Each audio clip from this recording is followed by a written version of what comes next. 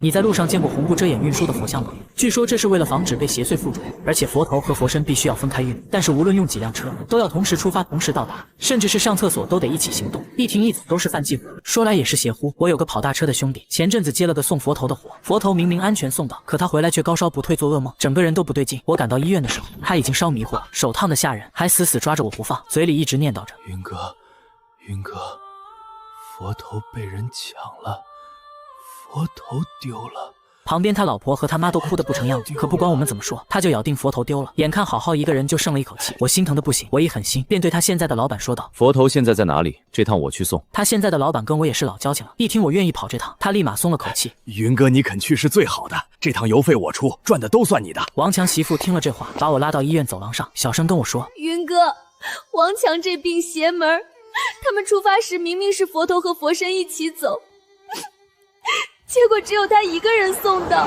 我听了心里一沉，按理说王强跑车的时间不比我短，怎么会不知道运佛的规矩？这种分体式佛像，无论用几辆车，都要同时出发，同时到达，时间都是提前算好的。司机中间连上个厕所都得一起去，一停一走都是忌讳。我接到王强老板李建国的电话，说只有佛头送到，佛身还没送到的时候，我就觉得奇怪，还以为是那家寺庙有什么特殊要求。王强媳妇抹了把眼泪跟我说：王强回来当晚就不太对劲，我问他怎么了，他说他路上蹭车了，车头剐蹭了一块，但没什么大事儿。我就让他赶紧休息，结果半夜就发起烧了，嘴里一直说回话，送来医院都2天了，愣是没查出病因来。我听后安慰他道：你先别急，运佛虽然规矩多，但也是份福气活，等我把佛身送到了，替王强好好烧炷香，佛祖一定会保佑王强好起来的。王强媳妇听后点了点头，眼睛也红了起来。我从医院出来就跟着李建国去了他公司，路上他才跟我说实话。这次跟王强一起运佛的是我老家的亲戚，叫灵一，这小子才学了半年，就天天嚷嚷着要上路赚钱。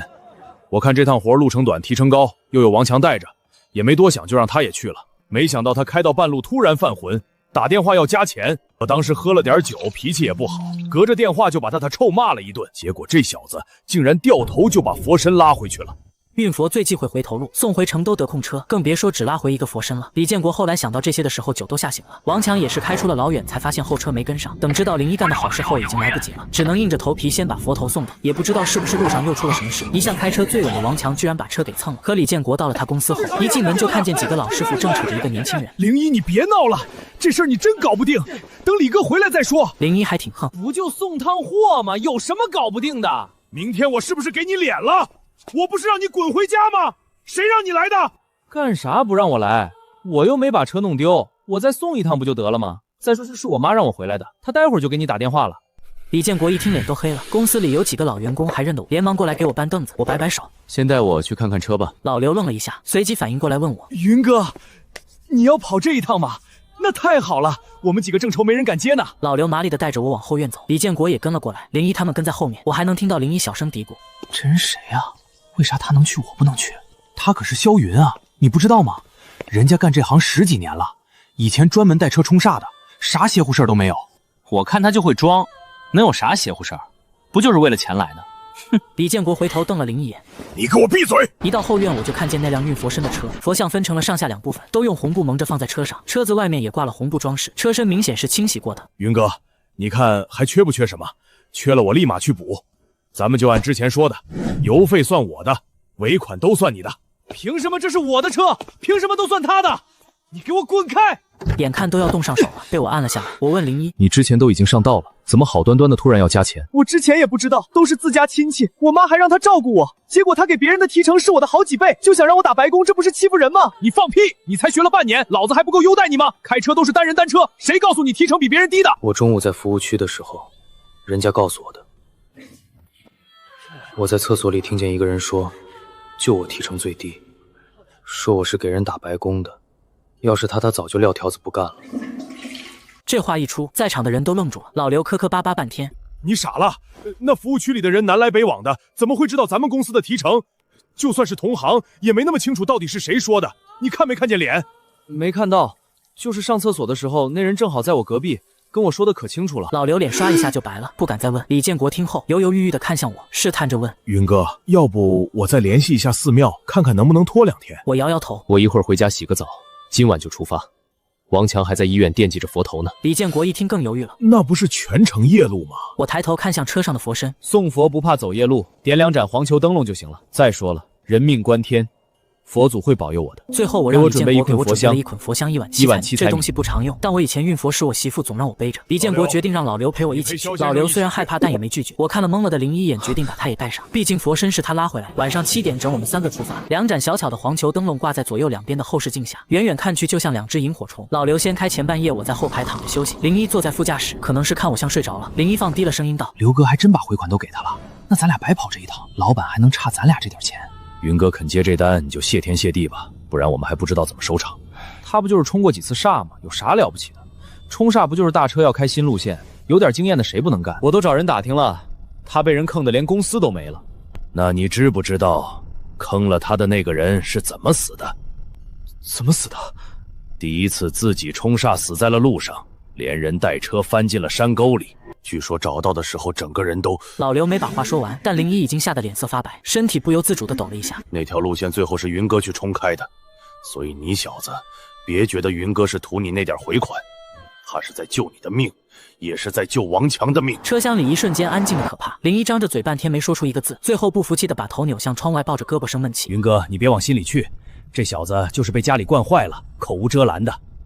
没事儿，年轻人嘛，气盛，让他多见识见识就好了。我嘴上说着没事，心里却不由自主地想起了孙清，那个曾经和我一起光着屁股长大的兄弟，也是后来把我坑得最惨的合伙人。孙清第一次自己带车冲煞就死在了路上，那条路最后还是我去冲开的。从那以后我就再也没梦到过他。可不知道为什么今天晚上我感觉身后不对劲，好像有另一个脚步声跟了上来。我猛地转身，只见公路护栏外一个男人歪着半边脸，直勾勾地盯着我。萧云，我不会让你好过的。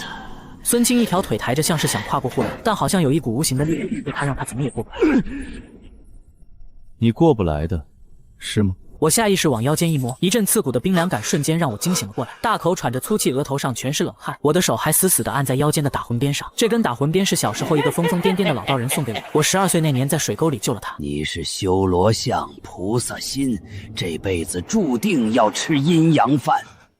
我当年没当回事，18岁就出门跑大车了，结果最后我还真像他预言的，带车冲煞想编驱邪，30好几了还在靠着阴阳饭还债。不过话说回来，我会突然梦到孙清让我多少有些意外，他死了已经快半年了，我的大脑还在放空。一旁的老刘突然紧张地凑到我旁边，云哥你快看，今儿晚上拦车的人怎么那么多啊？我立刻凑到车窗边往外看，只见昏暗的路边每隔10几米就站着一个黑影，他们不拦小车也不拦大巴，专等我们这辆大车靠近时才缓缓地抬起手。别管他们，也别停车，把车开稳了，到服务区就好了。老刘双手死死握着方向盘，额头上豆大的汗珠滚落下来，他哑着声音回复我说：“好，我知道了。”就在这时，睡在副驾的01也醒了，他迷迷糊糊地揉着眼睛往外看了一眼，立马惊呼一声：“我去，怎么这么多人？这大半夜的在路边搞行为艺术吧？附近是有啥网红景点啊？”我跟老刘都没搭理他，可没想到01看着看着眼神忽然就直了，手竟然摸向了车门把手。我腰间的打魂鞭猛地一震，只见副驾的01已经把车门拉开了一条缝，我连忙从后排向前扑了过去，我狠狠地将他往后一拽，车门又被关上了。老刘被这突如其来的变故吓得方向盘一倒，车身猛地一歪。把好方向盘，你是想跟他们作伴吗？被我拖到后排的01此时却像变了个人，脖子僵硬地转过来，双眼直勾勾地看着我。让他们上车！一边伸出双手就来掐我，我一只手死死按住他，另一只手抽出腰间的打魂鞭，给我醒过来！我一鞭子抽在他伸过来的手上，01整个人像是被电击了一样猛地缩了回去，他好像恢复了神智，坐在那里捂着红肿起来的手，吓得浑身发抖。紧接着我又坐到前排副驾驶的位置，我发现车窗上不知何时蒙上了一层灰蒙蒙的东西，连路都快看不清了。我攥着打魂鞭对着车窗玻璃用力敲了2下。给老子滚！说来也怪，随着我这2下敲击，窗外那层灰尘竟然真的散开了。车子飞快地掠过又一个拦车的人，我从后视镜里看到那人影僵硬地转过头，死死地盯着我们离去的方向。云哥，擦擦汗。我这才发现自己后背都湿透了。我打开广播想找个节目听听，正好碰到一个讲评书的在说《西游记》，那主持人的声音有点怪，像是被人掐着嗓子，声调又细又尖。500年这一天，云哥，这广播声音怎么这么难听？有什么难听的？你别分心，听着评书还能壮壮胆呢。就在这时，老刘突然大吼一声，车子猛地一震，像是从什么东西上碾了过去。老刘吓得脸色惨白，急忙冲我喊：“撞到人了，云哥，我好像撞到人了！”老刘喊完，下意识的就要踩刹车，在路中间停车。你疯了！想死别拉着我们！紧接着，后方传来刺耳的喇叭声和紧急刹车声，一辆 SUV 显智又显的从我们旁边擦身而过，司机探出头大骂：“会不会开车？不要命了！”我死死盯着后视镜，后面的路面上空空荡荡，哪有半个人影？刚才我一直盯着前方，路中间什么都没有。可是我明明感觉……他话还没说完，车子又是一阵颠簸。云哥，又来一个！冷静，是幻觉，别去看，也别去想，抓稳方向盘，马上就到服务区了。老刘慌乱地点着头，后排的林一更是吓得跟个鹌鹑一样缩在角落里，而车里的广播还在继续，那个尖锐的声音变得更加诡异了。咱们就说那东土圣僧金蝉子转世，时世功德加深，这一路西去，难免引得那群妖妓与众鬼垂涎。这鬼东西是在点我们吗？车子又连续震了好几下，就在这时，前方终于出现了一片灯光，服务区的指示牌就在不远处。服务区，云哥到服务区了。车子一拐进服务区的匝道，那些拦车的人影瞬间消失了。服务区的停车场灯火通明，让人心里顿时踏实了不少。可我总觉得这地方安静的有些过头了。我们3个下了车，去买点吃的，上个厕所定定神。我在这守着车。好的，云哥，你想吃点啥？我给你带回来。别管我了，我不饿。等他俩互相搀扶着走了，我绕着大车走了一圈，车身倒是没什么磕碰的痕迹，但车尾的防护栏上却爬满了密密麻麻的漆黑印子。我从车里找出一条白毛巾，费力的把那些印子一个个擦干净。哥们儿，你们这是大半夜送佛啊，辛苦了。是啊，晚上送，正好早上到。这也太不容易了，我们那儿正煮面呢，一起过来吃点热乎的，垫垫肚子。我顺着他指的方向看去，他们那辆大卡车旁边果然架着一个小电锅啊！不了，谢谢几位大哥，我们车上的人也去买了。我正说着，老刘竟然从那辆卡车的后面绕了出来。这边卖吃的都关门了，我就在这儿吃2口，你也快来，兄弟们人可好了。老刘刚才还吓得魂不附体，怎么一转眼就跟人家打成一片了？而且这服务区的商店怎么会关门？是啊，兄弟，出门在外都不容易，相逢就是缘分，过来一起吃点。我看着老刘的方向，他身边那几个工人虽然笑着，但眼神却直勾勾地盯着我一动不动。这地方果然不对劲。真不用了，你们吃吧，我不饿，我得看着车。我说完就转过身继续擦车，但身后那几道目光却像钉子一样扎在我背上，让我浑身不自在。等我再回头时，那几个工人又跟没事人一样，勾肩搭背地回去吃面了。我擦完车就坐在车门前的踏板上点了根烟，暗自思索着。整个服务区除了我们和对面那辆车，什么都没有，而远处的便利店、餐厅全都黑漆漆的，根本不像在营业的样子。我正想着，旁边的草丛里突然窜出来一个人影，连滚带爬的扑到我脚边。云哥，快，这里不对劲儿，刘叔不见了！老刘不就在那儿吃面吗？不是，那不是他。我刚才去上厕所，发现那厕所里根本没灯，又脏又破，跟废弃了10年一样。我吓得赶紧跑出来，可怎么也找不到刘叔，也找不到回来的路。要不是我远远看见了车上这2盏灯笼，我就迷在里面出不来了。云哥，这根本不是我上次路过的那个服务区，我们走错地方了。我听完一把捂住了他的嘴，示意他往斜对面看。你过去把老刘叫回来，就说我们要走了。他要是不听，就硬把他给我拽回来，听见没有？林一被眼前的一幕吓得腿都软了。云哥，我不敢去，我真的不敢。你不去，是想留在这儿给他作伴吗？快去！林一被我硬推出了几步，他一咬牙，壮着胆子朝那边跑了过去。就在林一跑过去的同时，我抽出腰间的打魂鞭，缓缓站起身。整个停车场的探照灯开始疯狂闪烁，最后彻底灭了。整个世界瞬间陷入一片黑暗。林一撒丫子冲到老刘跟前，一把拽住他的衣领就往回拖。我也趁着这机会2步窜上车，在探照灯熄灭的瞬间发动了车子。林一拽着老刘一路尖叫着跑了过来。快上车，关门！林一手忙脚乱地爬上来，就在他要关上车门的瞬间，又是一声惊呼。云哥，关不上，有东西卡住了。我回头一看，发现一只苍白浮肿的手死死地扒住了车门框。别管了，你们2个都给我到后面去！开门啊！我还没上车呢！这声音听得林一汗毛倒竖，他发了狠，提着老刘硬是把他们2人塞进了后排。我瞅准机会，对着那只手狠狠抽了一鞭子，然后关上了车门。我一脚油门踩到底，车子像离弦的箭一样冲了出去。车子冲出去好远之后，我才发现这里根本就不是什么服务区，而是一个废弃了不知道多少年的大型停车场。我们刚才停车的地方赫然写着事故车暂存区。我连忙调转车头，重新开上了公路。后排的老刘突然开始剧烈的抽搐起来，脸色以肉眼可见的速度开始发青。01，你车上有没有白酒？有，我记得有，快找出来给你流苏灌下去，再找个袋子让他吐，再不吐出来要出事了。01在后排座位下面一通乱翻，终于摸出了2瓶2锅头。刘叔，你喝，快喝！老刘被灌下大半瓶白酒后就吐了出来，但吐出来的东西根本不是什么面条，而是一股股粘稠的黑水，还夹杂着泥沙和腐烂的草根，一股恶臭瞬间弥漫了整个车厢。我们把车窗开到最大，那股恶臭才慢慢散去。我又开了1个多小时，路上总算没再出什么幺蛾子。你们以前接这种活的时候，有遇到这些事儿吗？没有，我以前也没干过这种送佛，只送个佛身的事。01像是被我噎了一下，低头沉默了好一会，他才像是鼓足了勇气，又低声问了一句：云哥，那个在服务区厕所里跟我说话的，是不是故意的？你说呢？我妈让我出来说李哥会照顾我，结果以后遇事先过过脑子，跑大车这行没那么多让你冲动后悔的机会，一次犯错，可能命就没了。林一重重的点了点头，整个人像泄了气的皮球，蔫蔫的缩在座位里，不再说话了。看着他这样，我心里也叹了口气。这小子虽然鲁莽，但本性不坏，这次也算是给他上了一堂刻骨铭心的课了。云哥，快看，前面有交警，好像是出车祸了。我减慢车速，看到2辆撞得变了形的小轿车横在路中间，几个穿着黄色反光马甲的交警正在疏导交通。其中一个交警看到我们的大车，立刻打着手势让我们靠边停车。你好，前方路面需要清理，暂时不能通行，辛苦了，同志。大概需要多久？大概10多分钟吧，很快。就在这时，另一个交警从后面走了过来，他的目光在我们车上扫了扫，最后落在了车厢上盖着的红布上。你们车上拉的是什么？是佛像，运到前面寺庙的，这是运输手续。我把手续递过去，那个交警却只是随便扫了一眼就绕到车后去。我们要例行检查，请你们下车配合。虽然觉得有点奇怪，但路上遇到抽检也是常事。我点点头，正准备开门下车，可就在我手碰到门把手的一瞬间，我习惯性的瞥了一眼后视镜，就是这一眼让我浑身的血液都快凝固了。我立刻按下了中控锁，车门全部锁死。此时再透过车窗往外看，不对劲的感觉更明显了。我理都没理他，直接伸手去拧车钥匙，准备强行冲过去。他看到我的动作后，竟然像壁虎一样手脚并用的攀上了我的车窗，嘶吼着想从没关严的窗缝里挤进来。天啊，这是什么？妈的，给我滚下去！我一鞭子狠狠抽在那东西的脸上，我立刻发动车子猛打方向盘，从2辆废车之间的缝隙冲了过去。我从后视镜里看了一眼，那几个交警已经消失不见了，但我还没来得及松口气，车身猛地向下一沉，就像是突然拉了几吨重的东西一样。不好，他们上车了！云哥，车后面有东西！我朝后视镜看去，只见原本盖在佛身上的红布此刻正被一股无形的力量猛地掀开，而在红布落下的瞬间，我清清楚楚地看到远处一辆破旧不堪的卡车紧紧地跟在我们后面。那辆卡车上赫然装着一颗没有红布遮盖的佛头，运送佛头必须用红布蒙面，而且要面朝车头方向。可后面那辆车上的佛头不仅没蒙红布，脸还是朝着车尾的。妈的，敢跟老子玩这套！我一脚油门踩到底，发动机发出了愤怒的咆哮，可车子的速度却越来越慢，感觉就像有无数只手在四面八方死死拽着我。云哥，怎么办啊？车走不动了！我好像听到车顶有声音，稀稀疏疏的，像是指甲在挠铁皮。老刘，你过来，帮我把这方向盘。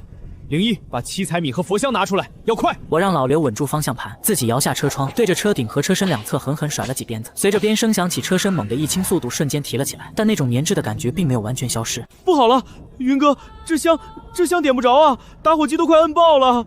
给我来。老刘从灵一手里抢过佛香和打火机，嘴里念念有词。说来也怪他这么一念叨，打火机一下就着了，香也顺利点燃了。可就在老刘把3根点燃的佛香插进米碗的瞬间，那3根香竟然齐刷刷的从中间断掉。怎么会断了？完了，云哥，静香被拒了。香断了，这在运佛的行当里可是天大的忌讳。老刘急得脸色都发白了。慌什么？我来。我让老刘继续帮我稳住方向盘，自己接过香碗放在了驾驶座前的平台上。我没有急着点香，而是从口袋里摸出一张黄符，点燃后在3根新香上绕了3圈。就在我点燃那3炷香的瞬间，我眼前的烟气突然汇聚成了一个人影，他正对着我的香猛地吹了一口气。动我的香，找死！我一把抓起那3炷佛香，朝着那个人影就狠狠地扎了进去，然后那3根香就像被快进了一样，瞬间烧成了灰烬，从空中落下。云哥，你这是干嘛？没事，有东西想吹灯拔蜡。再给我拿3根来。这一次我顺利地把香插进了7彩米，3炷香稳稳地立着，只是燃烧的速度快得惊人。你们2个都看好了，香一烧完，立马换新的。一刻都不能断。车里的香火味越来越浓，车速总算稳定了下来。我们每烧完1轮香，后面那辆鬼卡车上的佛头就朝着我们的方向微微转过来一点点，它好像在盯着我们车上的佛身。这7彩米和佛香是师傅传下来的法子，说是万一遇到什么特殊情况，可以借此祈求一路平安。可今天这情况太不一样了，我们只送了佛身，没送佛头，这本身就是残缺不全的。这时车窗外的景象也变了，变成了灰蒙蒙的一片，车速再次慢了下来，几乎是在蠕动。云哥，香又快没了。可是车走不动了，顶住！我再次摇下车窗，想探出身子再甩几鞭子，可就在我刚把打魂鞭伸出去的时候，整条胳膊突然一紧，变得动弹不得。云哥，香烧完了，我们带的香不多了。他手忙脚乱，加上车身颠簸，好几捆香都掉在了地上，不是断了就是被踩碎了。我回头看了一眼后视镜，那卡车上的佛头离完全转过来，也只差最后那么一点了，而我们离寺庙其实也没多远了，拼了！想到这，我心一横，一口咬在了自己的舌尖上，接着我将舌尖血混着唾沫狠狠地喷在了我的手臂上，手臂瞬间恢复了活动能力。我从老刘手里抢过那碗已经快要见底的7彩米和香灰，一把扬出了窗外。都坐稳了！7彩米混着香灰在车窗外瞬间刮起了一阵小小的旋风，紧接着车身猛地一倾，我抓住这个机会油门踩到底，车子像疯了一样向前冲去。一直紧追不舍的卡车似乎也被这一下打了个措手不及，被我们拉开了一段距离。甩掉了，云哥，我们甩掉它了！别高兴得太早。果然，我话音刚落，那辆破卡车又追了上来，而且速度比之前更快。刚刚提起来的车速再次被凝滞住。更可怕的是，路边的雾气中又出现了那几个穿着蓝色工服的人影，他们就站在路边，面无表情地对着我们招手。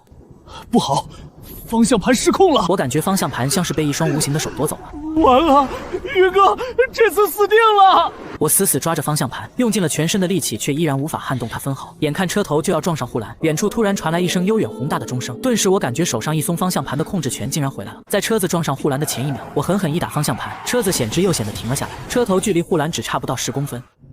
我们竟然活下来了！第一声钟响过后，悠远的钟声便一声接着一声连绵不绝。我们3个瘫在车里，大口大口地喘着粗气。等我们缓过神来的时候，东方的天空已经泛起了鱼肚白。我跳下车，看到公路上除了我们那道触目惊心的刹车痕迹外，什么都没有留下。早上6点，我们终于踩着晨光，将佛身平安送到了山里的寺庙。一个法号叫慧明的大师亲自接待了我们。慧明大师，冒昧问一句，咱们寺庙平常不都是6点才敲晨钟吗？今天怎么提前了这么久？是我们老主持特意交代的。他说，听闻之前那位送佛头的司机师傅身体抱恙，让我们提前1个钟头敲钟，为那位师傅和所有路上的行者祈福。听到这话，我心里一阵暖流涌过。我替王强谢过了馆长和寺庙里的师傅们，又亲自去佛堂里，对着佛身的方向恭恭敬敬地鞠了3个躬。临走时，我还是不太放心，因为我总记得在最后关头那卡车上的佛头似乎并没有完全转过来。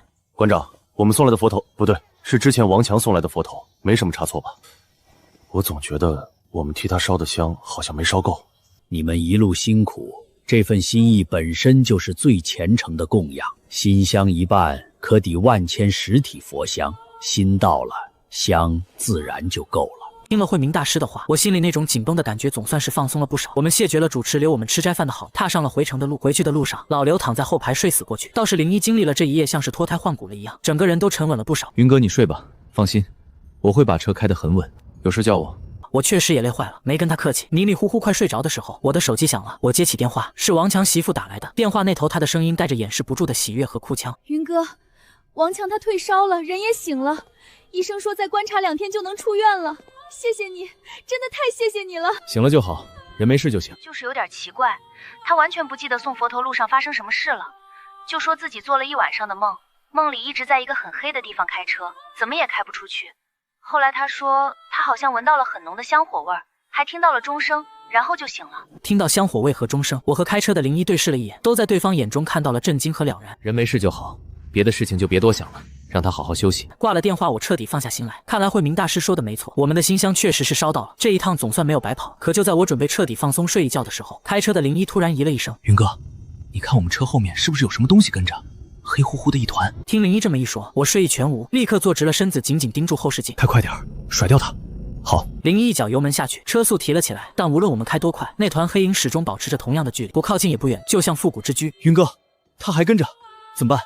要不要再用鞭子？不用，他好像没有恶意。我能感觉到这团黑影虽然跟着我们，但并没有散发出之前那些东西的阴冷和恶意，他只是静静地跟着，像一个沉默的护卫，又像一个迷路的孩子。难道是我心里有了一个猜测，但不敢确定。我让01保持正常速度行驶，别去管他。那团黑影跟了我们几十公里，直到我们上了高速，他才在下一个匝道口悄无声息地拐了下去，消失不见了。总算走了。云哥，那到底是个什么东西啊？或许是来道谢，也或许是来道歉的吧。道歉？他本不该那样的，只是被人利用了。现在佛身归位，他也该去自己该去的地方。01听得半懂不懂，但他很识趣的没有再问。经历了这么多，他已经明白这个世界上有很多事情是无法用常理来解释的。回去的路上异常顺利，到了公司，李建国看到我们3个平安回来，激动的差点给我们跪下。他二话不说，直接把这次出行的所有费用和承诺的尾款都打到了我的卡上，还额外给老刘和01包了个大红包。云哥，以后但凡有任何用得着兄弟的地方，你一句话保证到位。01拿着红包，默默地走到我面前，深深地鞠了一躬。云哥，对不起，还有，谢谢你。看着01真诚的样子，我拍了拍他的肩膀。行了，吃一堑长一智，以后好好开车，比什么都强。我知道了，云哥，以后我会改的。事情总算了结，我婉拒了李建国要请我们大吃一顿的提议，准备回家洗个热水澡，好好睡一觉。不过在回家之前，我还是先去了一趟医院。我到的时候，王强正靠在病床上喝着他媳妇熬的粥。云哥，你来了，躺着别动，快好好休息。云哥，快坐下，这次多亏你了。云哥，我媳妇儿都跟我说了，我真不记得路上发生啥了，就记得好像一直在做噩梦，梦里有好多人抢我的车，抢佛头，我怎么也保不住。幸好后来梦里你来了。胡说什么呢？我怎么会到你梦里去？你就是太累了，压力太大。可能吧。不过云哥，我总觉得我那车头不是自己刮花的，我记得好像是为了躲什么东西才撞上的。行了，过去的事儿就别想了。车已经修好了，人也没事，这就是万幸。以后开车多留个心眼儿。我知道了，云哥。又陪王强聊了一会，看他确实没什么大碍了，我才放下心来。从医院出来打车回家的路上，我接到了一个意想不到的电话。老刘，怎么了？不是让你回家好好休息吗？云哥，不好了，出事了！灵一她好像又不对劲儿了。我心里猛地一沉，睡意和疲惫瞬间消失得无影无踪。老刘，你别急，慢慢说。灵一怎么了？你们现在在哪儿？我们在公司呢。刚才李哥让他把车开去检修，结果他把车开回来，我就看见他一个人对着空无一人的副驾驶座位说话，还笑得特别瘆人。你看清楚了，副驾驶上真的没人。千真万确，我叫了他好几声，他都没反应，就那么自言自语。云哥，你说他是不是被什么东西跟回来了？他回来的时候不是还挺正常的吗？我突然想起了那个在厕所里蛊惑灵一走回头路的神秘声音，从始至终我们都没有见过他的真面目，难道是他？老刘，你听着，你现在什么都别做，也别去打扰他，就装作没看见，找个借口离开公司，离他远点。我马上过去。好，云哥，你快点啊！我挂了电话，立刻让司机掉头，以最快的速度赶往李建国的公司。看来对方的目标从一开始就不是佛像，而是我们这些运佛的人。他的目的到底是什么？为什么偏偏是我们这趟车？还有孙清的死，真的只是一场意外吗？就在这时，我眼角的余光似乎瞥见公路的护栏边上站着一个熟悉的身影。我猛地转过头去看，那里却空无一人。我握紧了腰间的打魂鞭，看着前方的路，眼神变得无比坚定。不管你是谁，冲我来！接着，出租车迅速往李建国的公司赶去。灵一一个人对着空座位说话，这绝不是什么好兆头。很快我就来到了公司，只见老刘和李建国两个人躲在办公室门口探头探脑，脸色比纸还白。云哥，你可算来了，你快看！我顺着他指的方向看去，只见灵一正坐在驾驶室里，对着空无一人的副驾驶座位说话，脸上还挂着一种极其诡异的笑容。看见没？这就是云哥，厉害吧？不过你放心，他再厉害，这次也得栽在我们手里。云哥，他这是咋了？副驾上明明没人。你们待在这儿别动，我过去看看。我深吸一口气，一步步朝着货车走去。聊什么呢？这么开心？灵一僵硬地转过头，用那双空洞的眼睛看着我，冲着我说：“这不是大名鼎鼎的萧云云哥吗？怎么，孙清的忌日快到了，你是来找他叙旧的吗？”这东西怎么会知道孙清？难道说他早就知道我会来？眼前这个被操控的灵一，绝不是路上遇到的那些东西，他的目标从一开始就是我。你到底是个什么东西？我是谁？我可是个好心人啊！是我在服务区提醒这个傻小子，让他知道自己被亲戚欺负了，也是我指引着他把佛身拉了回来，不然你萧云怎么会有机会再走一趟这条路呢？你胡说八道！我什么时候欺负他了？李哥，别上当，他在故意激怒我们。这个东西逻辑清晰，句句诛心，他不是简单的邪祟，他背后一定有人在操控。你费这么大劲儿把佛身弄回来，又引我上路，到底想干什么？是为了那尊佛像？不，那玩意儿虽然是个宝物，但对我来说，远不如看着你萧云再次陷入绝望有意思。我想让你也尝尝像孙清一样，在最信任的路上被一点点拖进深渊，最后连人带车都烂在泥里的滋味。你说当年孙清的事，是不是你搞的鬼？你猜啊，想知道答案就自己去找吗？西郊物流园，孙清接最后一趟活的地方，那里可藏着不少惊喜呢。说完，灵一突然浑身一软，像一滩烂泥一样瘫倒在驾驶座上昏了过去。我立刻拉开车门想查看情况，可就在我手碰到门把手的瞬间，一股巨大的力量从车里涌出，狠狠将我推了出去。临走还敢摆我一道，等我抓到你，非要你好看！我和老刘、李建国七手八脚的把昏迷的灵一抬进了办公室。我检查了一下，他只是脱力昏过去，没什么大碍。云哥，这到底是怎么回事啊？那玩意儿走了吗？他还会不会回来找灵一？暂时走了，他这次的目标是我，灵一只是个被利用的工具。云哥，那个什么西郊物流让，咱们真要去？我听着就像个陷阱，那东西摆明了是想引你过去。是陷阱也得去。孙清是我兄弟，虽然他后来，但他不能就这么不明不白的死了。我跟你一起去，这事儿说到底是从我这儿起的，我不能让你一个人去冒险。再说多个人多双眼睛，也算我一个。云哥，当年要不是你，我老婆做手术的钱都凑不齐，这条命是你给的，现在用到我老刘了，我绝不含糊。就在这时，躺在沙发上的灵一悠悠转醒，他揉着发痛的额头，一脸茫然地看着我。我怎么了？我不是在开车吗？云哥，你们怎么都这么看着我？我们把刚才发生的事情简单跟他说了一遍。灵一听完脸一下就白了，吓得浑身发抖。他利用我害了王强哥，现在又想害你。云哥，我对不起你。现在说这些没用，你好好休息，这事儿你别管了。不行，云哥，我也要去。我被他当枪使，这个仇我必须自己报，就算死在那儿，我也认了。看着林一那副豁出去的架势，我点了点头。毕竟有些坎必须他自己亲自迈过去。李建国开着他的车，载着我们3个直奔西郊物流园。那个地方在城市边缘，曾经是本市最大的货物集散地，后来随着新城区的规划，慢慢就没落。云哥，你说这地方大白天的应该没事吧？兵来将挡，水来土掩，别自己吓自己。我打听过了，这物流园虽然旧了，但还有几家公司不是完全废弃的地方。孙清当年合作的那个飞达货运也还在那儿。不过早就换老板了，那我们就去飞达货运。很快车子就开进了物流园，我们很顺利的找到了飞达货运的牌子。一个中年男人接待了我们，他就是现在的老板。人死账消，你们找他干嘛？经查当年不都查过了吗？疲劳驾驶、单方面事故。老板，行个方便，我们不是来翻案的，就是他家里人托我们来，想看看他最后工作的地方，拿点遗物，也算是个念想。哎呀，好说好说，你们看这事儿闹的，往事如风吧。档案都在楼上，仓库里积了8层灰了，你们自己去找吧。钥匙在这儿，找到东西放回来就行。我拿起钥匙，带着他们3个走上了2楼。这得多少年没打扫了？仓库里堆满了半人高的铁皮文件柜，我们分头找了起来。都过来，应该就在这里面。他们3个立刻围了过来。李建国拿出手机，打开手电筒往里照。我们看到最里面塞着一个牛皮纸档案袋，上面用潦草的字迹写着孙清2个字。我来，别动。我从兜里掏出一双白手套戴上，小心翼翼地把那个档案袋抽了出来。我打开一看，除了一张身份信息表和劳动合同，还有一张货运单，就是孙清最后那趟活的单子。目的地断魂坡服务区，这什么鬼地方？没听说过。断魂坡就是城西那条废弃的盘山公路，以前是出名的事故多发路段，后来新路修好了，那里就没人走了。云哥，你看这个委托人签名。我定睛一看，只见委托人一栏龙飞凤舞的签着2个字冯远，而在他签名的旁边还盖着一个样式古怪的私章。我想起来了，云哥，你还记不记得当年你和孙清闹翻之前，有个总来找孙清的瘦高个，他就叫冯远。那人好像确实叫冯远，也是个跑大车的，但路子很野，听说懂一些歪门邪道的东西，专门接一些别人不敢接的特殊单子。孙清后期迷上那些旁门左道，就是受他影响。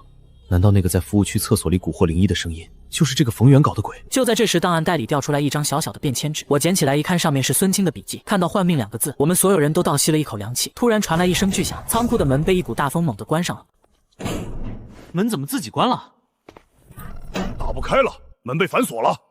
是那个姓冯的搞的鬼吗？他想把我们困死在这里。别慌，这里只是个旧仓库，不是什么龙潭石片，找找有没有别的出口。我们立刻分头行动，可这仓库就像一个铁皮罐头，除了那扇被锁死的大门，只有一个小小的被铁条封死的窗户，手机没信号，电话打不出去。就在这时，仓库里的灯突然开始疯狂的闪烁起来，随着灯光每一次闪烁，我们都感觉周围的温度在急剧下降。紧接着，一个阴冷的声音从4面8方响了起来，正是之前附在林一身上的那个声音。萧云，找到你的惊喜了吗？孙清那个蠢货，还以为我是在帮他冲煞转运，却不知道他只是我献祭给这条路的过路费而已。冯远，你给我滚出来！我为什么要出来？看着你们像笼子里的老鼠一样慢慢绝望，不是更有意思吗？当年要不是你总装清高，挡了我的财路，孙清又怎么会死？说到底，是你害死了他！你到底想怎么样？很简单，断魂坡午夜12点，你一个人开着那辆宝贝货车，从头到尾跑一趟。你要是能活下来，我们之间的账一笔勾销；你要是死在那儿，正好下去陪孙清。说完这句话，那个声音就消失了，仓库里的灯也恢复了正常，仿佛什么都没发生过。可我们都知道战书已经下了，冯远他要在孙清丧命的地方跟我做个了断。好，我接了。云哥，你疯了！这明摆着是鸿门宴，那姓冯的肯定在那条路上布下了天罗地网，就等着你自投罗网呢。咱们不能冲动，我们被困在这里，先想办法出去再说。我们报警吧。他既然敢下战书，就不会把我们困死在这儿。等着吧，门很快就会开。果不其然，我话音刚落，门外就传来了那个老板骂骂咧咧的声音，接着就是钥匙开锁的声音。我说几位，找个东西要找1天吗？我这要下班了。我们对视一眼，谁都没有说话，默默地走了出去。回去的路上，李建国和老刘轮番劝我，想让我放弃那个疯狂的念头。君子报仇，10年不晚。咱们可以报警抓他，他这套已经是封建迷信加蓄意谋害了。怎么报警？跟警察说，有个声音把我们锁在仓库里，要跟我约战断魂坡。还是说我怀疑我兄弟的死不是意外，而是一场叫换命的邪术？我的一番话让他们都沉默了，这些事情已经超出了常理的范畴。可你一个人去实在是太危险了。不是一个人，云哥，我跟你去。我们都惊讶地看着他。这件事因我而起，冯远利用了我，我不能让你一个人去面对，而且我不想再当那个只会尖叫和拖后腿的胆小鬼了。好，那就一起去会会这个冯远。我倒要看看他到底有多少道行。既然决定要战，那就不能打无准备之仗。冯远那个老狐狸诡计多端，我必须做好万全的准备。李哥，帮我个忙，把车从里到外给我彻彻底底的检查一遍。特别是刹车、轮胎和发动机，任何一个螺丝都不能松。放心，我亲自盯着，保证让它比新车还靠谱。接着我又转向老刘，老刘，你路子广，帮我去找几样东西。第一，2盏最大号的黄球灯笼，要老式桐油纸糊的那种。第二，一捆最粗的佛香。第三，也是最重要的，去香料市场帮我买朱砂、雄黄、艾草，越多越好。好，我马上去办。他们都去忙了，院子里只剩下我和林一。他虽然一脸坚定，但紧握的拳头还是暴露了他内心的紧张。怕了，有点儿。云哥，你说我们这次胜算大吗？5-5开吧。才5-5开？那姓冯的真有那么厉害？我说的5-5开，不是指我和他，而是指人和那些歪门邪道。开车跑江湖，靠的是技术、经验和胆识。他冯远想靠几招见不得光的把戏就赢我，没那么容易。我们信的是方向盘，是脚下的油门和刹车。我拍了拍林一的肩膀，从车里拿出了那根乌黑的打魂鞭，递给了他。云哥，这是给我的，拿着。今晚你坐副驾，记住，不管看到什么、听到什么，都不要慌。如果感觉不对劲，就用这鞭子对着你觉得不对劲的地方狠狠抽下去。林一接过打魂鞭，那沉甸甸的分量让他瞬间感觉心里踏实了不少。时间很快来到了晚上，李建国把我们送到山脚下，就没再往前。我还是不放心，我已经偷偷报警了，说这里可能有人在进行危险的飙车活动，警察应该很快就会过来巡查，你们千万要保证自己的安全。我们心里有数，你快回去吧。云哥，你要的东西都在这儿了，你可千万要小心。我点点头，和林一一起上了车。随着发动机的轰鸣，我们正式驶上了这条传说中的断魂坡。车一开上盘山路，周围的空气仿佛都下降了好几度。云哥，这路也太破了。集中精神，把我们准备的东西拿出来。我让林一把那2盏巨大的黄球灯笼挂在左右两边的后视镜上，灯笼里没有点灯，只是借着车灯的反光散发出昏黄的光晕。接着我抓起一把混合了朱砂和雄黄的粉末，从车窗猛地向外扬了出去。做完这一切，我打开了车载广播，调到一个只有电流声的频道，然后把音量开到最大。云哥，这是干嘛？冯源喜欢在声音里搞鬼，那我就用最纯粹的噪音把他的声音全都盖过去。他想玩阴的，我就跟他玩阳的。车子继续向上攀爬，就在我们转过一个急弯时，林一突然指着前方惊呼起来：“云哥，快看，前面路上有一个人！”只见前方路中央站着一个穿着白衣服的女人，背对着我，一头长发直垂到脚踝，她就那么静静地站着一动不动，在这荒山野岭显得无比诡异。云哥，是人是鬼啊？要不要停车？管他是人是鬼，敢挡我的路，就得有被撞飞的觉悟。坐稳了！我猛地按响了喇叭，货车像一头发怒的钢铁巨兽朝着那个白影冲过去，车子从它消失的地方一冲而过，什么都没有撞到。竟然没了，真的是幻觉。开胃菜而已，冯远那点本事也就只会装神弄鬼了。我话音刚落，广播里的电流声突然变了，一个尖锐凄厉的女人哭声，夹杂着一个男人惊恐的尖叫，猛地从喇叭里传了出来。林一立刻捂住了耳朵，脸上露出痛苦的表情。云哥，我头好痛。雕虫小技，也敢班门弄斧！我一把抓起身边那捆最粗的粉末，直接用他那粗糙的香头对着广播喇叭狠狠地捅了进去。叫你叫，让你叫，再叫一个！说来也怪，随着我的动作，那诡异的哭喊尖叫声竟然真的越来越小，最后彻底变成了一阵青烟消散在空气中。就在这时，一个巨大的黑影突然横在了路中间，等车灯打在上面，你才看清，那竟然是一块从山壁上落下的巨石。这是落石！云哥，路被堵死了！不对劲，这条路荒废多年，就算有落石，也该是长满青苔、布满风雨侵蚀痕迹的样子。可眼前这块巨石，棱角分明，断口斩心，根本不像是天然滚落的。萧云，前无去路，后无退路，滋味怎么样啊？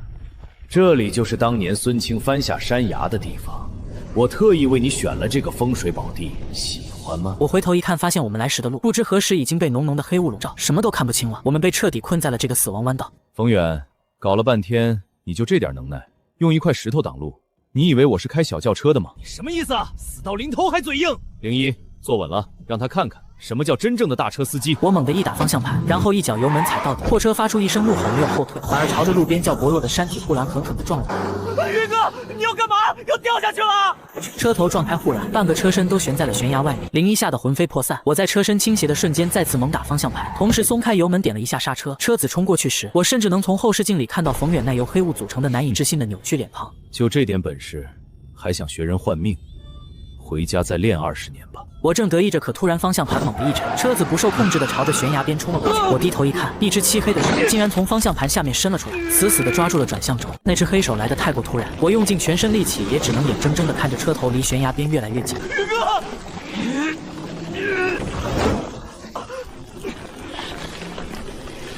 给我松开！就在这千钧一发之际，林一像是突然反应了过来，他抄起我给他的那根打魂鞭，对着方向盘下面就是一顿猛抽。给我滚开！随着他发了疯似的抽打，我突然感觉手上一松，方向盘的控制权回来，我立刻猛打方向，在车头冲出悬崖的前一秒，硬生生把车又拉回了路面上。我和林一都瘫在座位上，大口大口的喘着粗气。好小子，干得漂亮！云哥，我做到了，我没拖后腿。萧云，你别得意，你以为这就完了吗？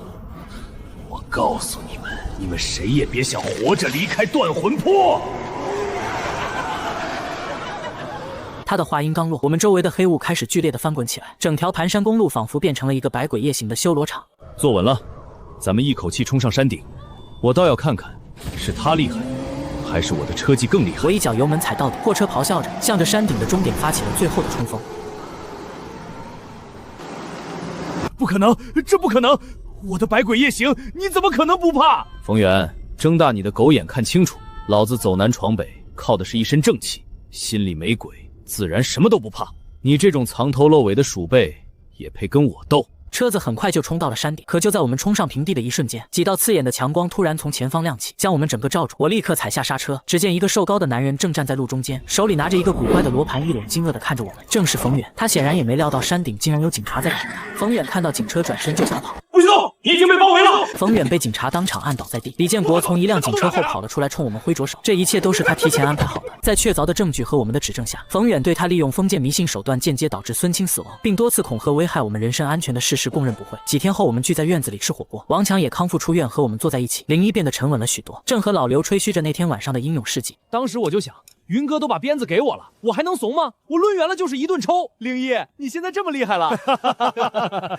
来，为了咱们的劫后余生，也为了更光明的以后，干杯！